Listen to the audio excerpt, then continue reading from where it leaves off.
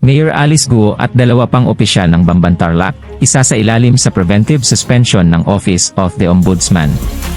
Habang iniimbestigahan ng mga otoridad ang kanilang mga kaso sa mga iligal na aktibidad ng isang Philippine Offshore Gaming Operator o POGO Hub. Sa 9 na pahinang inilabas, pinagbigyan ng Ombudsman ang petisyon ng Department of the Interior and Local Government na suspindihin sina Guo, Business Permit and Licensing Officer Edwin Ocampo at Municipal Legal Officer Aden Sigua. Sila ay masususpende ng walang bayad sa panahon ng pag-iimbestiga hanggang sa matapos ang imbestigasyon na hindi lalampas ng 6 na buwan, saad ng Ombudsman. Nakakalap di umano ang Ombudsman ng sapat na batayan upang suspendihin ang 3 dahil may matibay na ebidensya na nagpapakita sa kanilang pagkakasala. Sinabi pa na ang mga charge laban sa kanila ay maaring maging dahilan ng kanilang pagkatanggal sa pwesto. Kinumpirma ni Guo na natanggap niya ang utos ng pagsususpinde ng Ombudsman, ngunit nananatili siyang inosentean niya. Ayon sa kanyang pahayag sa kanyang Facebook page.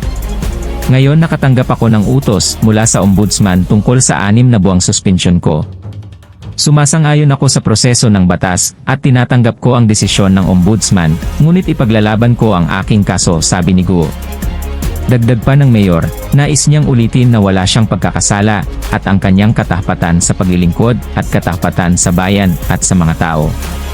Handa daw siyang makipagtulungan sa mga otoridad upang matiyak na mananaig ang katotohanan at hustisya, anya. Nagpasalamat din siya sa kanyang mga taga-suporta, na sinasabing ang suporta ng mga tao ay nagbibigay sa kanya ng lakas.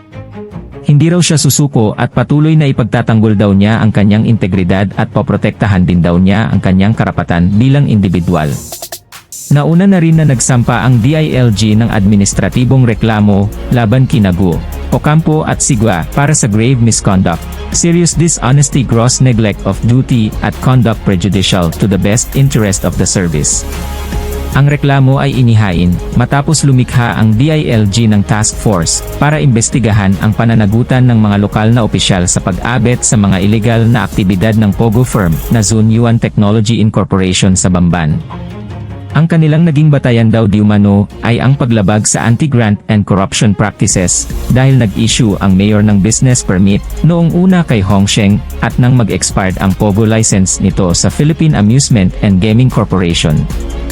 Nabanggit din na noong February 2023, ni-raid ang POGO Hub dahil sa pagkakasangkot nito sa cryptocurrency. Pinalitan din daw ang Hongsheng ng Zunyuan, at binigyan din niya ito ng business permit sa kabila ng pagka-expired ng PAGCOR license nito noong Pebrero. Nagpatuloy ang illegal na operasyon nito, at ni-raid noong Marso para sa human trafficking.